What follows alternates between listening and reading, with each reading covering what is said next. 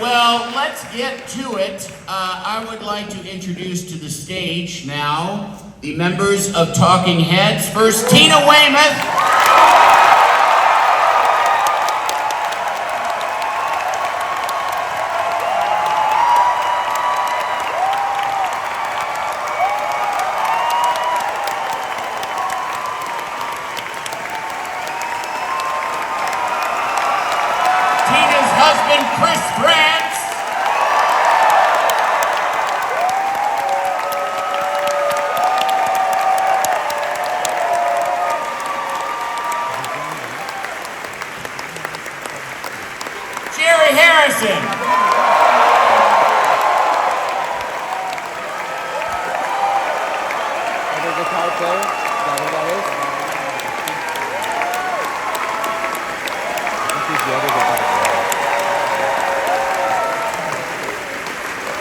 And David Byrne.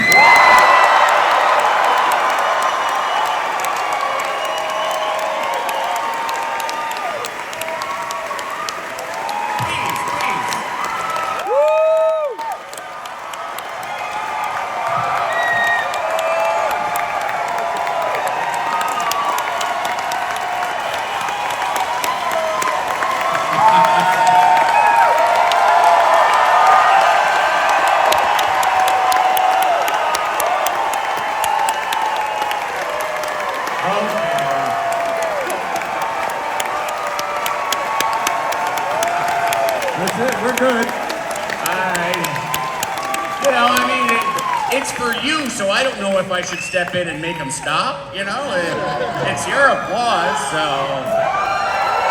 well, I think you all are very well loved. I get that feeling. So is this you guys' first time back on the stage at the Pantages since the show? 40 years ago? Yes. And how does it feel to? I mean, this is the second restoration of the movie, is it not? Was there not one in '99 too? That there was one when it got made into a DVD. Oh, for DVD. But okay. Now it's this is the full 4K this is the full restoration. thing, going back to the original negative and remixing and making it And how is it to see it after all these years? I mean, both to see the concert, but also to see your 40 years younger self up there doing it. It's a thing of beauty.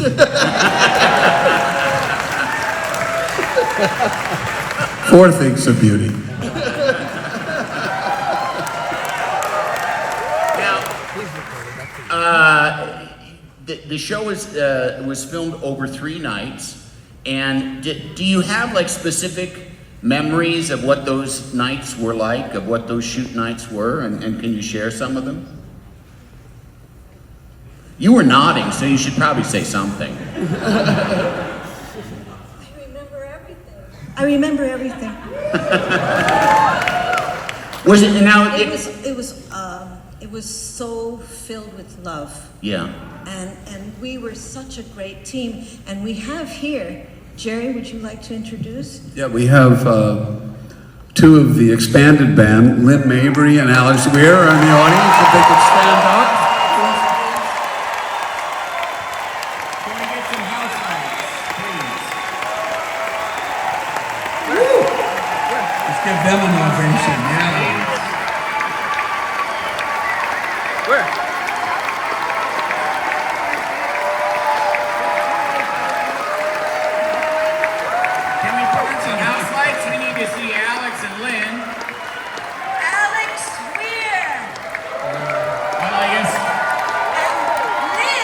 Going to get house lights.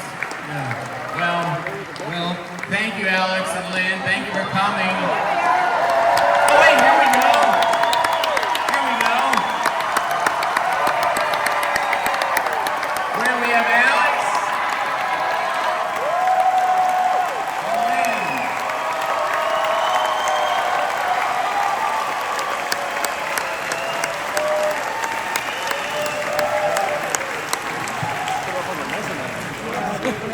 Now, that big band that you had, that was for the Speaking in Tongues tour. And correct me if I'm wrong, but the film is basically just a documentation of the show that you guys were doing and that I saw in Chicago, my senior year of high school, I believe.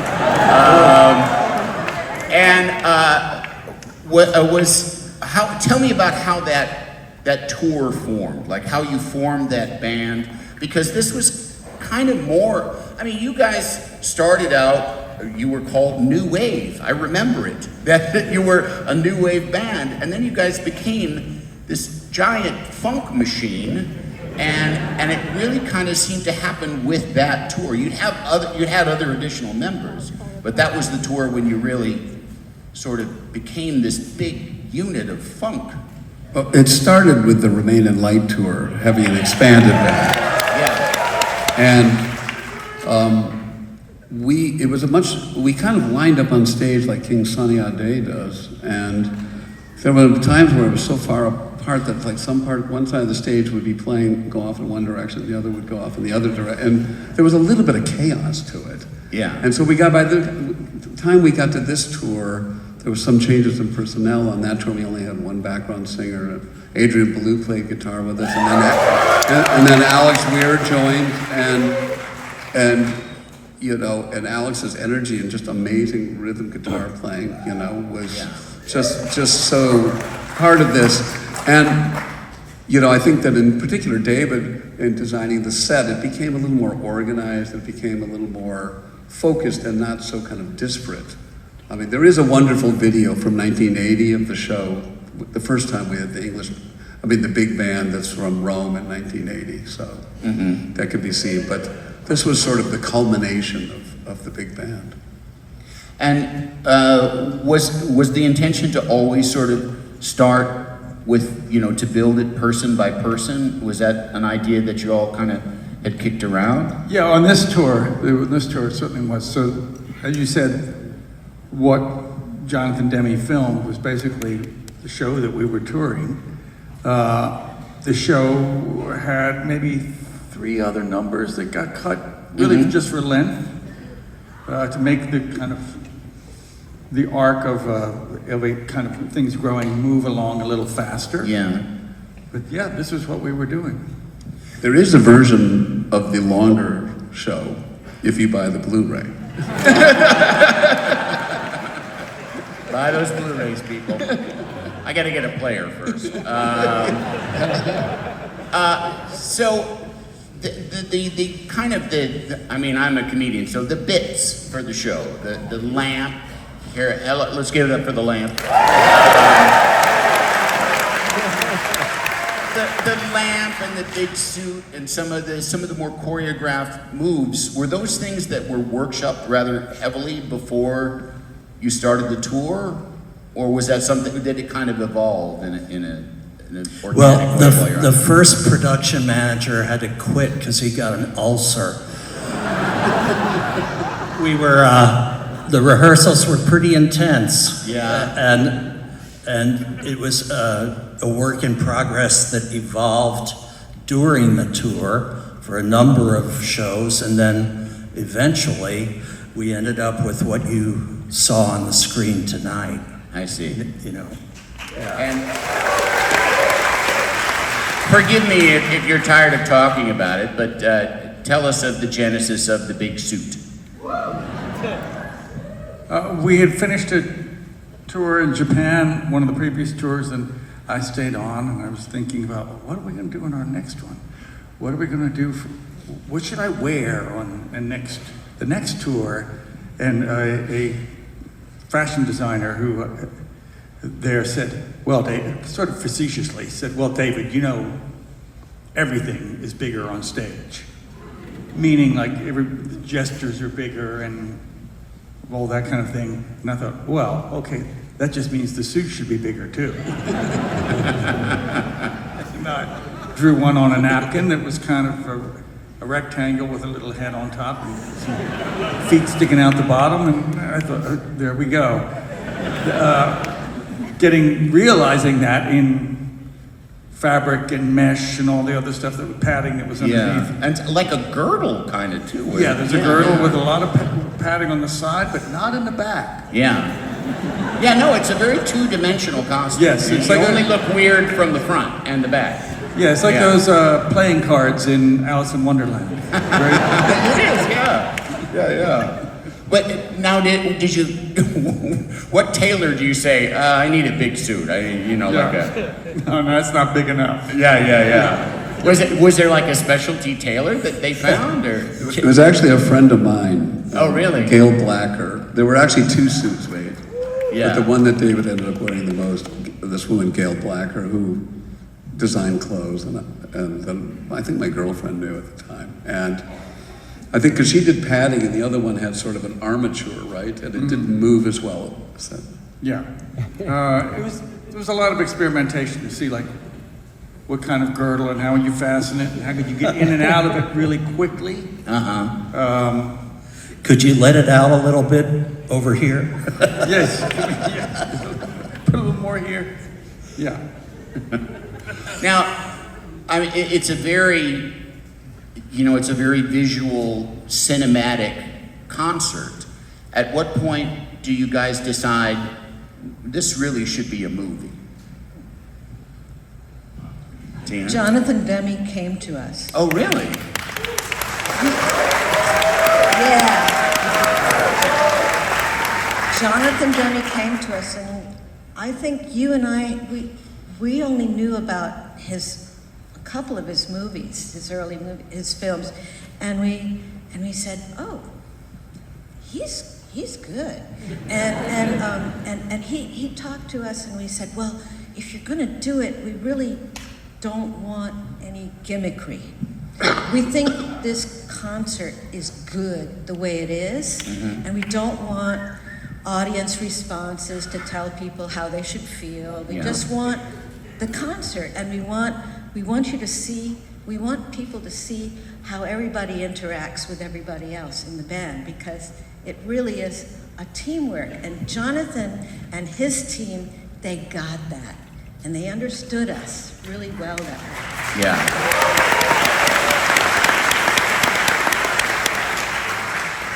And you guys self-funded the movie, is that not correct? Well, we got. So he came to you and said, we should make a movie and you should pay for it. That's what you do, you know. You never want somebody else to pay for it. You know? Yes, right. Because you want to own it. Yeah. Was your label at the time, were they at all interested in stepping in and assisting, or? They helped out a little bit. Well, Warner Brothers was very supportive. And Yeah. Seymour Stein at Sire was also very supportive. And, but we own the movie. There was some reticence earlier on because we had released the name of this band as Talking Heads only a couple records earlier. And usually the time period between live records is longer. They go, you want to do another live album? We go, yeah, but we want to do it in film too. They go, well, okay, but it was still catching them by surprise. Yeah. At the time, did you have a sense of how important a concert film it would be? Absolutely. Did you? Well, that's good. Did you all kind of feel like this was? We thought our show was just the greatest. Yeah. But you know, we didn't think everybody else would think so. Yeah. We really thought, you know, that people were going to continue to think that, oh, this is a joke band. But we had our own little fans, you know, we had our little niche. I was one of them, like I say. And we played really good music. Yeah. And we had all this love, you know. We loved our audience, we loved each other, and we loved our music. And so it was a no-brainer. Yeah. You know, we just thought, oh yeah, it's going to be great. The only thing we worried about was when David first came to us with all of these rolling risers, and we just thought, oh, this is going to be so expensive. Yeah, it's like a Super Bowl halftime show, but a very humble one. David, were you happy with the movie as it was happening and immediately upon its release? Yes. Yes. Yeah. Jonathan was very generous in that he invited us to be present in the editing when they were editing it, which was in a way very smart because we knew the show intimately and we could say, oh, at this point, so-and-so is doing this, and you might want to see if the camera caught that. Oh, that's, yeah. Because that drives me nuts. Where it's like, why are we looking at the drummer when the guitarist is shredding? It's like, I don't understand how that works. Yeah. But in retrospect, I realized that one of the things that Jonathan caught that I personally was completely unaware of was all the kind of personal interactions between everyone in the band, all the musicians, and the way we kind of catch a glance from one to the other and look at one another and react to one another. And I thought, oh, he's treating it like an ensemble film, like as if we're a bunch of actors, bouncing off one another, which we were. Yeah. And do you think that was something that you didn't even notice because you were out He on was stage, very you're busy. Yeah, very busy.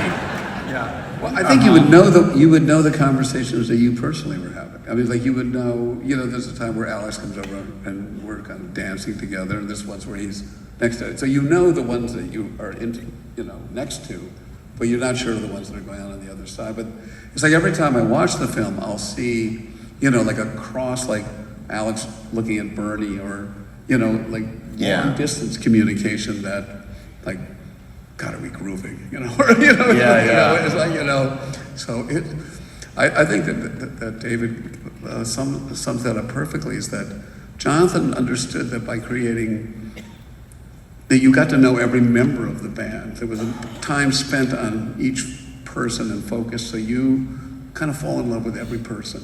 And you understand then they're interacting with that person, stuff like that. And that's a story that's laid on top of the songs and the sets and everything else. Yeah. And right from the get-go, from the very start, the very first conversation that Chris and I had with Jonathan, because I think Jonathan talked to everybody individually, is we said, look, if you could just make the camera be like a sensitive eye that just captures everything.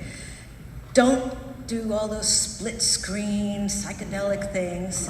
Don't focus on the guitarist's fingers, on the fretboard, instead of looking at his face. Yeah. Look at the emotions that are going on. Look at what's happening, the interplay. And there was so much going on because David was dancing, and Lynn Mabry and Edna Holt were doing things, dancing with Jerry. Then there were interactions between Steve Scales on percussion and Chris on drums. And all of this had to be captured, by different cameras. And we had 2 cranes, and we had 1 straight on, and we had, for different nights, we had rails here and here, so that they could come down the center, and so we had to take seats out, and it all had to be mapped out. So what's her credit? Sandy McLeod. She was like a visual consultant. Thank you, Sandy. That's the fastest IMDb I've ever seen.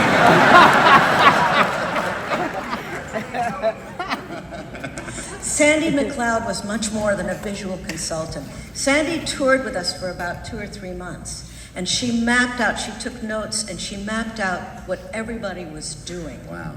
So that everything was all, because, Jonathan was working on another film at the time, and so she really programmed the whole thing. And she knew what was going to happen, and basically, because there was improvisation going on, but she basically she said, this is where, make sure you catch this, catch that. And that was amazing, because then Jonathan could just step in, and there was a lot of work. It was a lot of work for them. Yeah. I mean, because we had our own lighting show, our own lights on the screen, in front and up overhead, and we had, then the cinematographer had to do it all over again with filming lights. And so that had to work, to capture the right colors. It was quite a task. Were your lights going along with their lights, or was this lighting film? We had our film own specific? lights. Okay. We had our own lights. And then Jordan Cronenweth came in, and he was, we loved Blade Runner. And we said, oh, this is going to be good. And then Lisa Day was the editor, and she was fantastic. You worked really closely with her, and she was working. Tell about that studio that you were at. Jonathan decided, and Lisa decided to do the editing at this studio on like Pacific Coast Highway that the director Hal Ashby had created.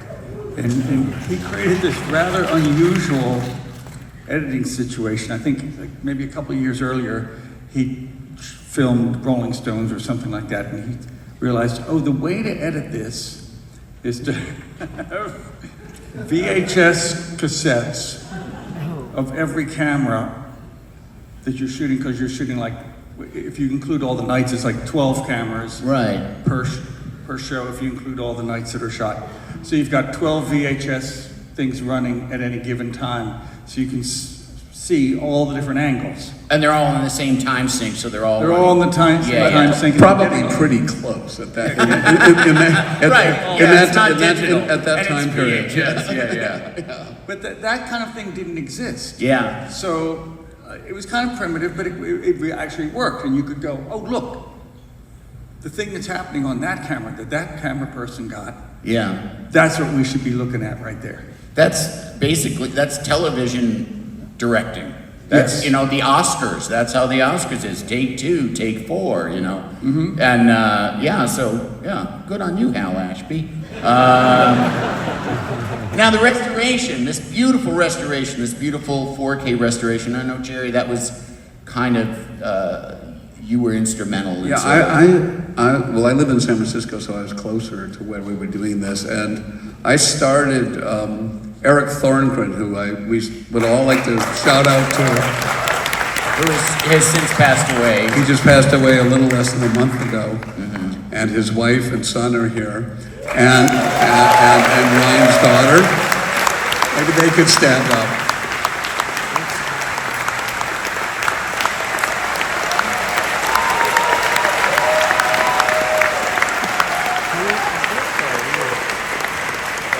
So Eric had mixed the album that had stopped making sense, but he had not worked on the original film mix. But then he worked on the one that we did in '99, which was a 5:1 mix, as well as for the DVD.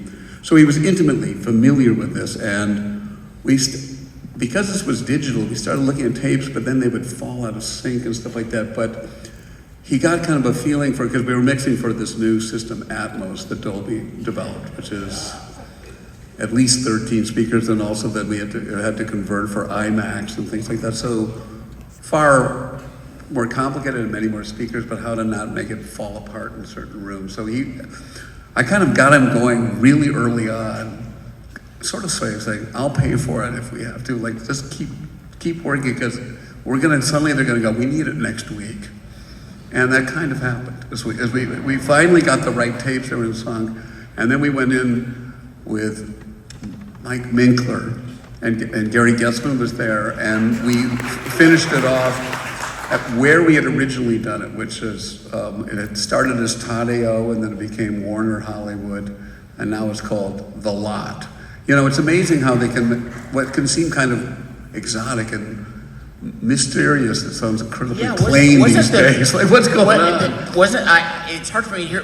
The negative was missing. And the negative was missing, and that's so crazy. James Bukowski, who is here, found it I believe in a warehouse in Kansas. So I think that was sound tapes were found there. Yeah. Well, some things. But the original. But some negatives. The negative was found in Burbank. But some things. Anyway, some things were. Yeah, things were missing and stuff like that. But they did just this beautiful 4K restoration and new color balancing.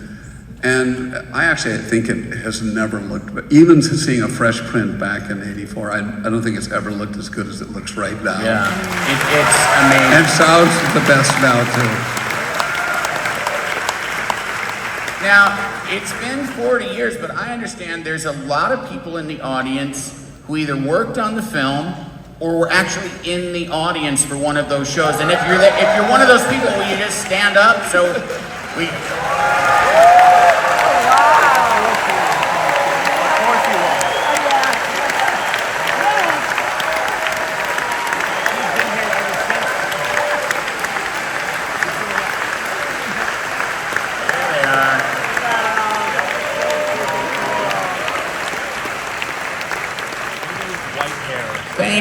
Thank all of you for this too. I mean, you know, as fans, we need to thank you guys too, because what an amazing, amazing movie it is.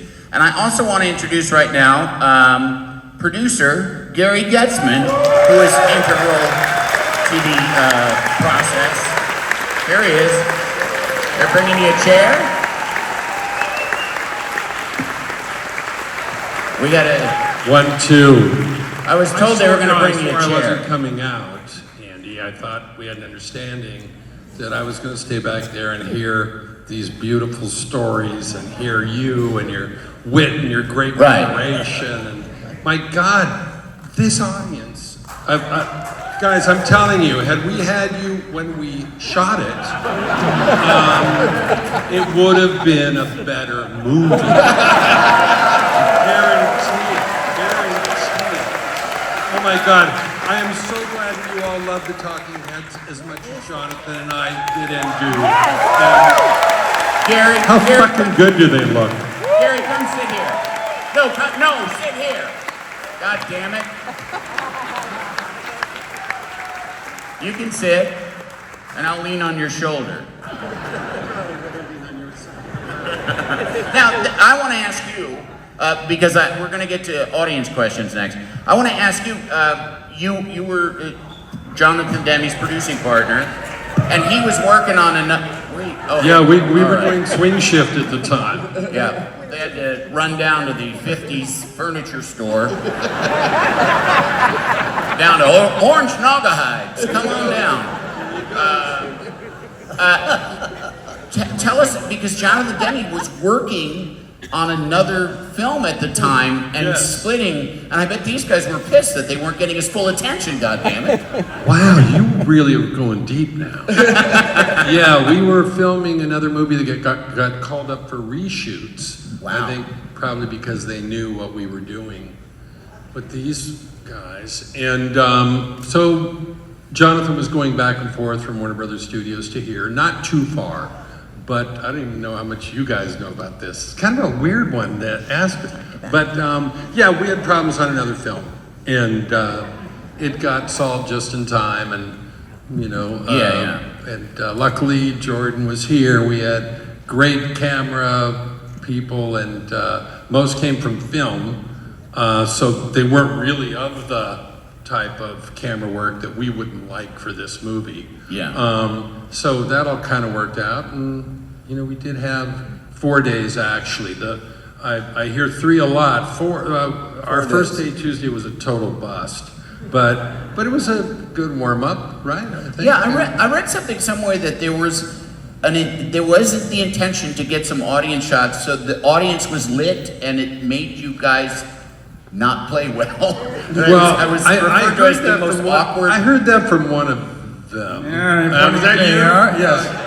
And it's right! It's exactly what happened. Okay, understandably, the camera people and lighting and everything wanted, when there was a reverse shot, when the shot from over our backs, they wanted to be sense that there was people out there. Yeah. So they put some big lights up there, and it kind of inhibited everybody. Yeah. Not us, just the audience. Yeah, it kind of inhibited the audience, and I've seen that happen in other places where the lights come up and everybody stays in their seats. Well, the game show idea didn't really work integrating Right. into the show, but it was pretty bright there. But by the end, we could bring up the lights. Right.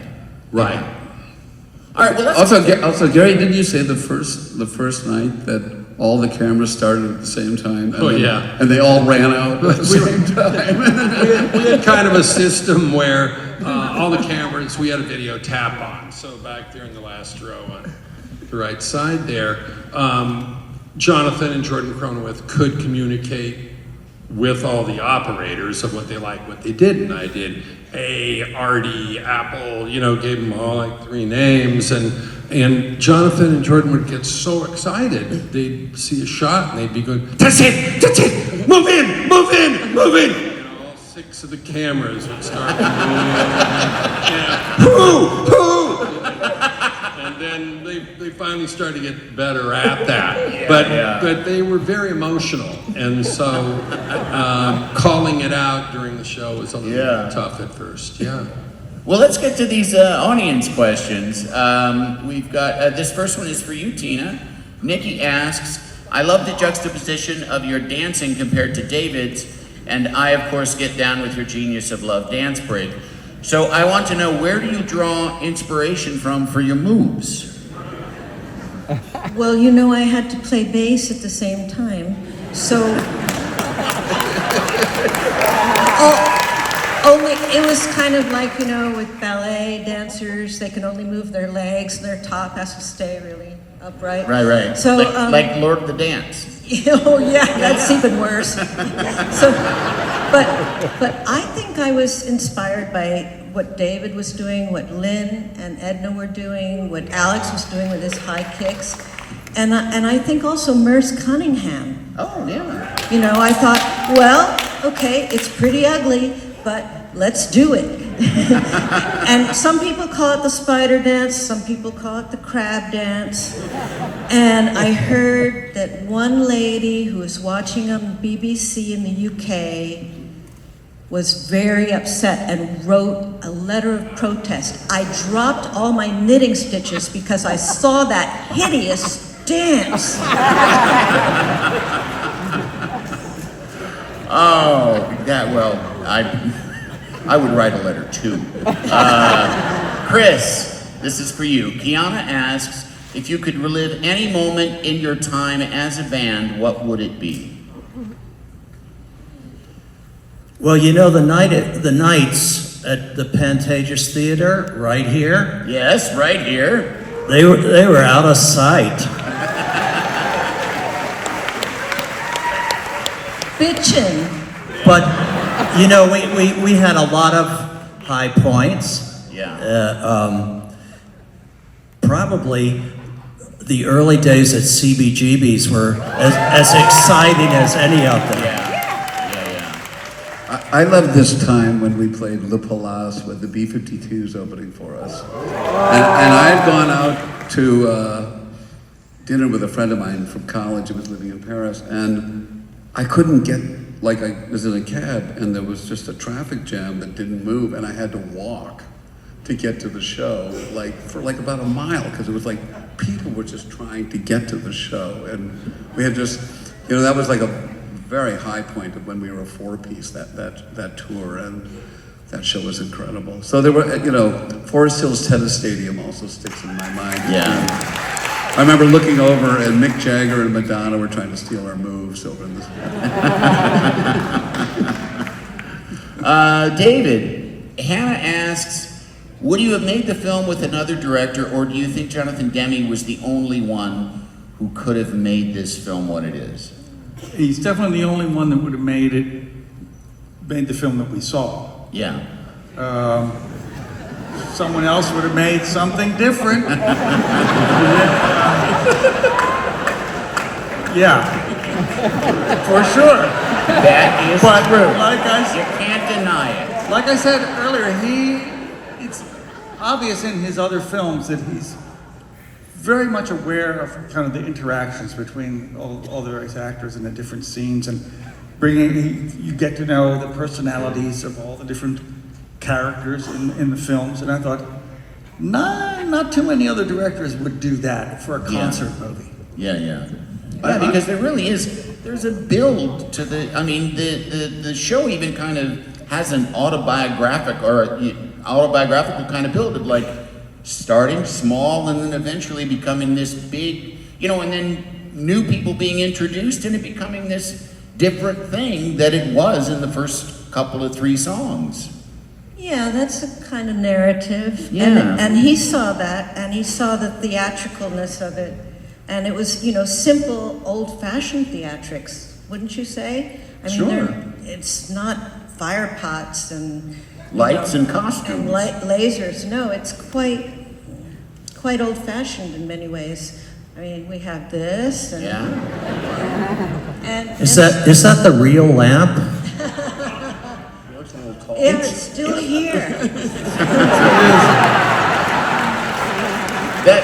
That actually looks like 2 floor lamps that they just used a couple extra parts. Yeah, or from. people were tall, we were taller then.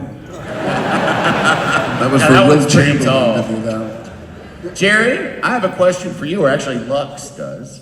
The new mixes are fantastic. When working on them, were you set in preserving the original sound as much as possible, or did you try to reimagine it wherever you could? I noticed songs like Take Me to the River were more aligned to the album version this time. I think that there was this, when we did the 99 mixes, and we had a little bit more control than we did the mixes for the original film, there was a sense that if you're thinking about home theater, people have stereo speakers, and they would, if they had a multi-channel speaker, like usually they bought some extra speakers. So you had to make sure that a lot was in the stereo, but movie theaters have this big central speaker. So the mix had to read in these different locations. I think that now, when we started with Atmos, it's becoming a little bit more of a standard in both home and in theaters, and so, but you still have to pay attention to these details. So we did go back to sort of square one, but we kind of listened to the other, and we're very aware of what had happened before. Just with the upkeep of technology. Yeah, but I mean, again, because of the continuity of both E.T. and I being there, and then Gary and coming in with Mike, we kind of had been there for each of the mixes. And so there was you kind of remembered, and you put it back, oh yeah, I remember this, and we did this. Yeah. Was it you, Gary, who said we should record it in beta digital at the same time as analog? We did digital, but Yeah, we did do digital. Not You beta should use digital, that it was like Oh, a it multi-track was- digital. What was it? It was a Sony 2324. Okay. Yeah, which is that was because we knew that in film you end up copying it over and over again to do various things, and it degrades as you copy it. And we had 2 we strapped together, and it turned into. We didn't know what we were really getting into, but we were happy we did it. We were probably the first digital movie, actually. Yeah. Well, since we're talking gear, Tina, Deborah asks, what was your favorite bass? I'm a Hey, that's a What was your reasonable question. What's wrong with that? What was your favorite bass? Your favorite smelt? What was your favorite bass during the time of filming, and what is your current favorite bass? The Billy Bass. Well, I still go back to my Hofner all the time, Yeah. but I have a number of basses, but I think the precision, the Fender Precision just can't be beat. And I also have a Fender Jazz, and I love that one because those long scale necks are really beautiful, and they keep their tone really, and especially the pre-CBS models. But they're all good. I mean, you can, if you have ears, you can make anything sound good if you're enjoying it, Yeah. But I do love the Hofners for how lightweight they are. Yeah. Ethan asks, this is for anyone, are there any funny things that you guys remember about the theater from 1983 that are still the same? And then it says, the audience? I mean, some of them, I guess. Well, the entire theater is exactly the same. I mean, we were walking around here going, whoa, nothing's changed. Bobby loves Junie, the little heart on the wall. I mean, just stuff is the same. a That little lobby less is dusty. fantastic.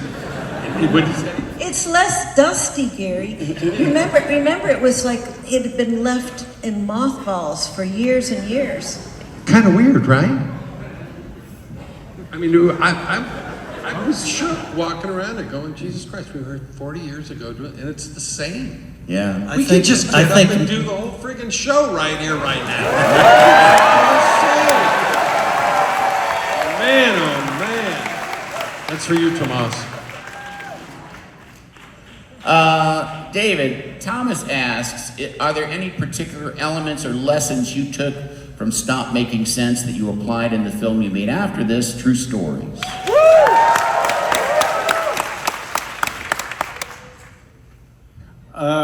Probably just a little technical confidence. Jonathan was very transparent and generous with us, involving us in the editing, watching how the whole thing was done, learning how it was done, that kind of thing. David's an incredible filmmaker. You should all see True Stories if you haven't. Find it. It's a great movie. Everybody did their contributions, and it was great, I thought. Did you ever think, like, when you were younger, did you think like that you would someday be making movies? Like, was that ever an eventual goal of yours? No. You can't imagine. I couldn't imagine that. Yeah. It's not like the Spielberg movie where the guy's, 10 years old and he's making movies with his train set. Yeah. I actually, this is just my own personal sort of thing, but I wonder who you guys, when you were young and you were thinking, wow, it would be cool to make my living making music, who did you want to be? And I want to find out from everybody. I wanted to be Liberace. He looked so happy. He was happy. He really was. And very understated taste, too. Chris, yeah, there you go. Chris, who did you look up to? Well, of course, I love the Beatles. But I also loved all those other bands that came like around the same time or immediately following, like, Herman's Hermits and the Dave Clark Five and Paul Revere and the Raiders. Yeah. The Ventures. Yeah. My tastes were pretty eclectic. Of course, then there was Lou Reed. And it was after Lou Reed, is that when you said, I'm going to art school?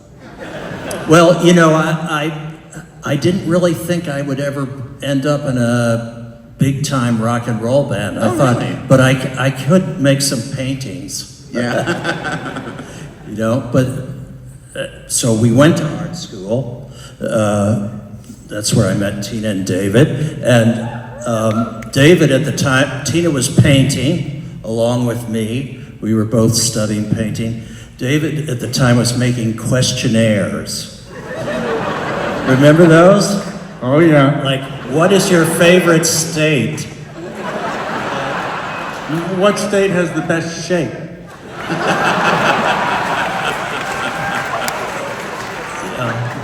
And what's the answer, David? What's your personal answer? My personal answer? Yeah.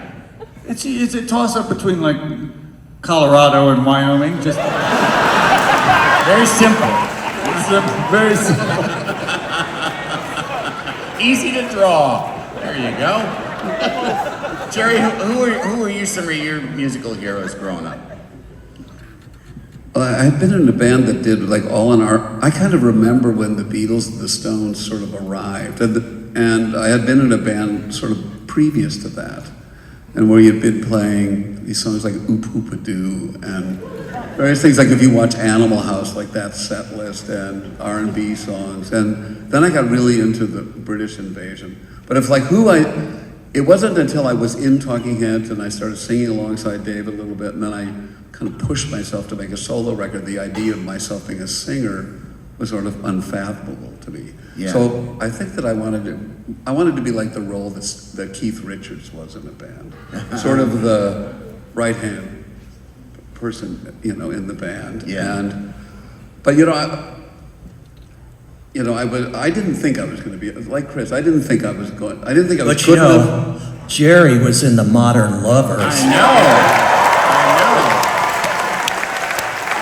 And so I never. And we loved the Modern Lovers. Yeah, yeah. When we heard that record, it was like, oh yeah, Yeah. yeah.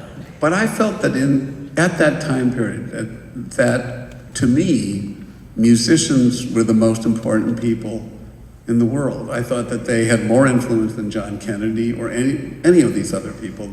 That the whole thought pattern of what sort of the culture was being like people writing songs and talking about their feelings. And this is the time of the demonstrations for the Vietnam War and very, sort of this sort of very bubbling and less time of change. But I felt the musicians were the leaders. So it's almost like I didn't think I was going to get there, but when I had the opportunity to do it, like, God, I got to grab that when I have the opportunity.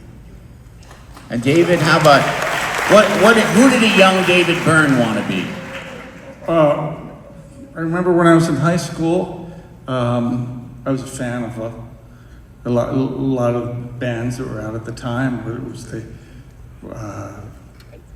Kinks or the Who or whatever it was. There were so many of them, and I taught myself how to play guitar, and I started playing in local college coffee houses. I was a little underage for this, but they only served coffee. And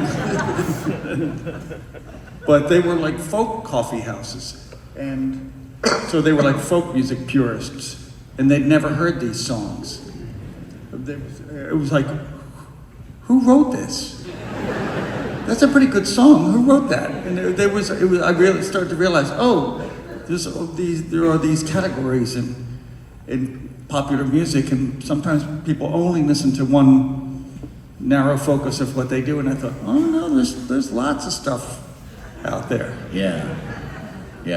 Well, was there anyone in particular that you really sort of wanted to emulate? I can't think of anyone in particular. I know after that, after we'd all been to school and kind of emigrated to New York, and we were staying together in a loft, I remember our record collection, kind of these vinyl stacked up on the floor, and it was, you looked at the record collection and it was, Velvet Underground, Al Green, Roxy Music, David Bowie, James Brown, JB's, all stacked together, and you go, there's the band right there. Yeah, that's true. Well, that is a good note to end this on. And I just want to say a personal thank you to all of you for all the work you've done and for this beautiful, beautiful movie and this beautiful night. Thank you all for coming. Thank you. Thank you. Thank you.